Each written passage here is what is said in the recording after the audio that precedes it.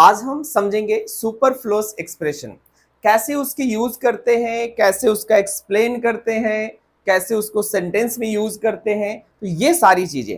But before I start, आपको पहले ये समझना होगा कि व्हाट इज सुपरफ्लुअस। सुपरफ्लुअस का अगर आप सिनोनिम्स ढूंढेंगे, एक रिडंडेंट वर्ड है, रिडंडेंट या सुपरफ्लुअस, जिसका मतलब होता है कि मोर देन रिक्वायर्ड, या जरूरत से ज्यादा आप कहीं ऐड कर दे रहे हैं। यानी एक वर्ड और उसके बगल में कुछ ऐसा वर्ड आप ऐड कर दे रहे हैं जिसका सेम मीनिंग है, तो दोनों वर्ड को एक साथ लिखने का कोई मतलब नहीं बनता है। और ये गलतियां आप एक बार नहीं बार बार करते हैं। तो आज हम थोड़ा सा यूनिक टाइप के एक्सप्रेशंस आपके सामने लेकर आए। शायद आप बहुत कम सुने होंगे, बट सुने जरूर होंगे। नेक्स्ट क्लास में इसी तरह का एक और होगा, और जो थर्ड क्लास होगा वो बिल्कुल कॉमन होगा, जो सभी को पता है, but still we make mistakes.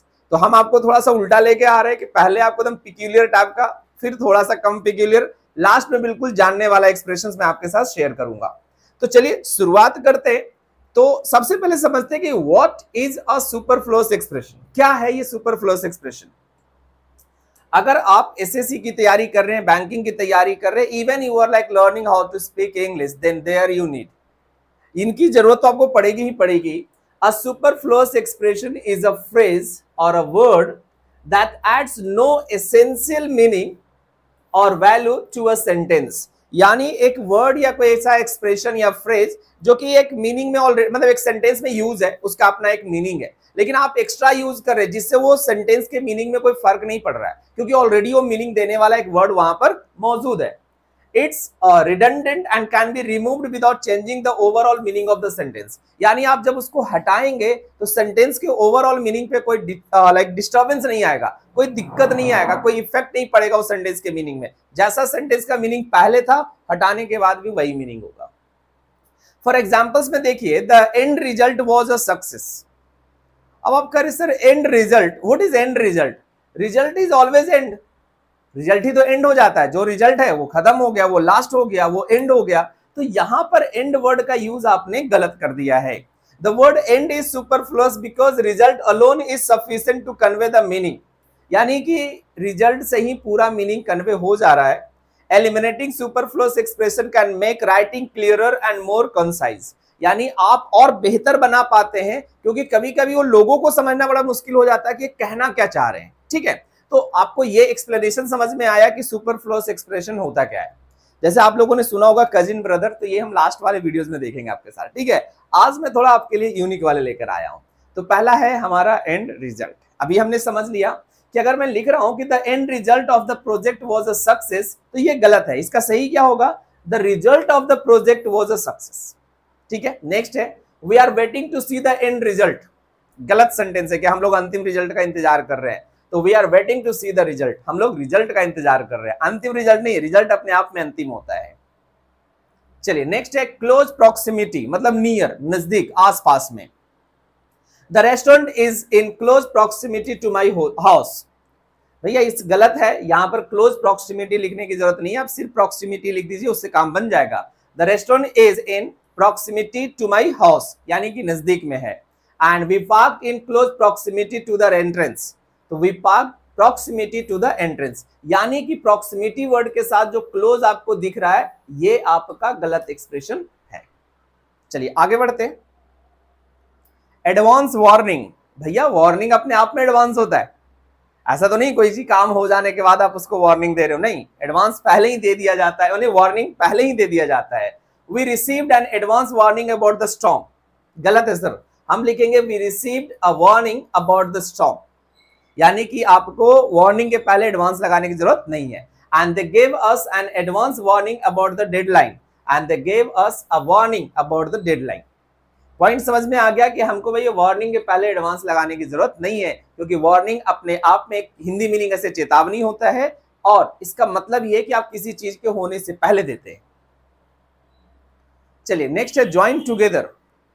Join together, like let's all join together to make this event a success. अच्छा, ये यूज भी करते हैं लोग, बोलते भी है let's join together. Okay, so हम करेंगे let's all join to make this event a success, यानी हमने सिर्फ ज्वाइन वर्ड का यूज किया, टुगेदर लगाने की जरूरत नहीं है। ज्वाइन का मतलब ही होता है एक दूसरे से जुड़ना।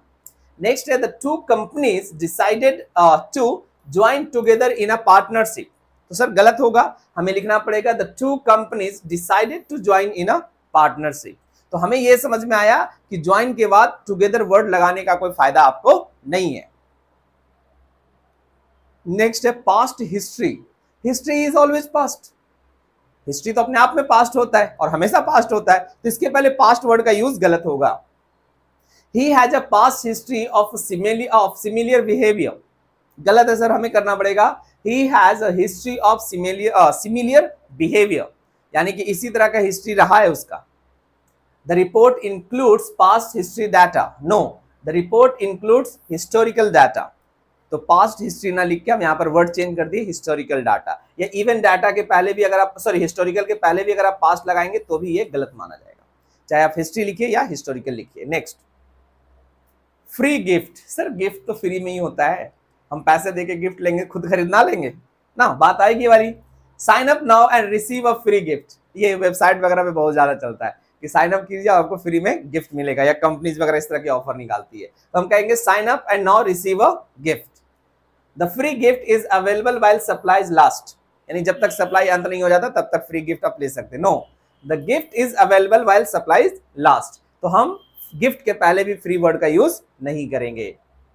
Next completely eliminate, sir eliminate का मतलब ही होता पूरी तरह से खत्म कर देना, हटा देना, तो कंप्लीटली लगाने की जरूरत नहीं है।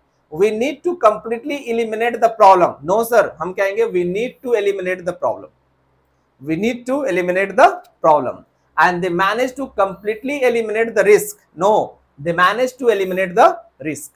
तो ध्यान रखेंगे कि completely eliminate का यूज गलत है, क्योंकि eliminate का मतलब ही होता है पूरी तरह से खत्म करना। Next absolutely necessary, sir necessary का मतलब ही पूरा जरूरी होता है, अगर कोई कहते हैं कि ये फॉर्म में ये नाम भरना necessary है तो मतलब वो एब्सोल्युटली या कंप्लीटली नेसेसरी है, तो एब्सोल्युटली या नेसेसरी नहीं लिखेंगे, ठीक है, हम सिर्फ लिखेंगे necessary. It's absolutely necessary to follow this guidelines, no sir, it's necessary to follow this guidelines and your attendance is absolutely necessary. School में कहा जाता है ना कि आपकी अटेंडेंस बहुत जरूरी है, तो सर बहुत जरूरी है नेसेसरी, और पूरी तरह जरूरी है sir necessary, your attendance is necessary. आगे repeat again, sir repeat means what, repeat means what, दोबारा कहना, तो अगेन कहने का फिर दोबारा मतलब नहीं है। Could you repeat again what you just said, अभी जो आपने कहा उसको रिपीट करेंगे, नहीं सर, हम कहेंगे could you repeat what you just said, तो रिपीट से ही हमारा काम पूरा का पूरा फाइनल हो गया। The test must be repeated again, नहीं सर, हम कहेंगे the test must be repeated, कि टेस्ट को क्या किया जाना चाहिए, रिपीट किया जाना चाहिए। नेक्स्ट फ्यूचर प्लान्स, बहुत यूज करते हैं यार, तुम्हारा फ्यूचर प्लान क्या है, सर फ्यूचर प्लान में प्लान ऑटोमेटिक और अपने आप में ही फ्यूचर होता है, कोई प्लान ऐसा होता है पास्ट वाली प्लान, तो पास्ट प्लान तो चल सकता है यार, तुम्हारा पास्ट में क्या प्लान था, लेकिन फ्यूचर की जब बात करेंगे तो that will be a mistake. We need to discuss our future plans, नहीं सर, डायरेक्ट बोलिए we need to discuss our plans, ठीक है, और कुछ लोग इसको प्लान कह देते हैं, तो that is not a correct pronunciation, by the way this is plan. Okay, she talked about her future plans for the company, no sir, हम कहेंगे she talked about her plans for the company. चलिए आगे बढ़ते हैं।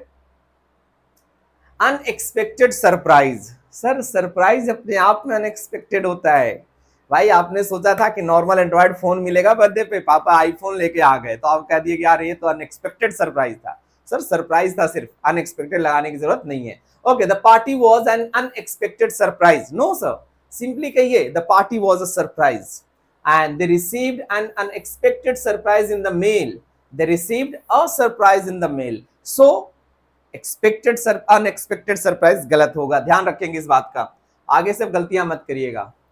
इन my opinion और I think एक साथ नहीं सर, दोनों का सेम मीनिंग है, या तो आप आई थिंक लगा दीजिए या इन माई ओपिनियन लगा दीजिए, बोथ आर करेक्ट, ठीक है, अलग अलग वे में, एक साथ गलत है। In my opinion I think we should leave now, no sir, आप कहिए I think we should leave now, या in my opinion we should leave now, वो भी चल जाएगा। And in my opinion I think it's a good idea, no sir, I think it's a good idea. तो देखिए मैंने बोला था ना स्टार्टिंग में कि ये जो एक्सप्रेशन है आपको कहीं किताब वगैरह में नहीं मिलेंगे, ठीक है, ये बिल्कुल मैंने यूनिक टाइप के बनाए हैं एक्सप्रेशन, जो हम यूज भी करते हैं, ऐसा नहीं है कि आप यूज नहीं करते हैं। और कॉमन वाला धीरे धीरे हम कॉमन तक पहुंचेंगे। नेक्स्ट है हमारा few in number. Sir few का मतलब ही नंबर बताना होता है, तो फ्यू के साथ इन नंबर लगाने की जरूरत नहीं है। जैसे आप लिटिल के साथ करें तो लिटिल आपका मात्रा को बताता है, ठीक है, लेकिन किसी ने कहा कि लिटिल इन क्वांटिटी, तो सर गलत है, सिर्फ लिटिल बोलिए। उसी तरीके से फ्यू इन नंबर गलत होगा, आप सिंपली फ्यू बोलिए। The errors were few in number, मतलब एरर्स नहीं थे आप कहना चाह रहे हैं, then simply say the errors were few, मतलब ना के बराबर गलतियां थी। And the participants were few in number, no sir, the participants were few, मतलब बड़ा ना के बराबर पार्टिसिपेंट्स आए थे। Okay, new innovation, new innovation, sir innovation ही नया होता है, सो न्यू इनोवेशन बोलने की जरूरत आपको नहीं है। The company introduced a new innovation, तो हम कहेंगे the company introduced N innovation, यानी न्यू वर्ड आपको यूज करने की जरूरत नहीं है। This new innovation will change the industry, sir आप सिंपली कहेंगे this innovation will change the industry. Okay, small in size, हाँ स्मॉल इन साइज चलेगा, बोलते हैं हम, बहुत ज्यादा बोलते हैं। Okay, the apartment is small in size, नहीं सर आप सिंपल कहिए the apartment is small and the changes are small in size, sorry sir आप कहेंगे the changes are small, so you don't need to use size, ठीक है, with small. And I hope ये 15 expressions में से कितने expressions आपको आते हैं ऑलरेडी, कमेंट में जरूर बताइए। तो क्लास को आप लोग वीडियो को ज्यादा से ज्यादा शेयर करिए, लाइक करिए, ठीक है, और अगर चैनल पर पहली बार आए तो सब्सक्राइब जरूर करिए। Thank you.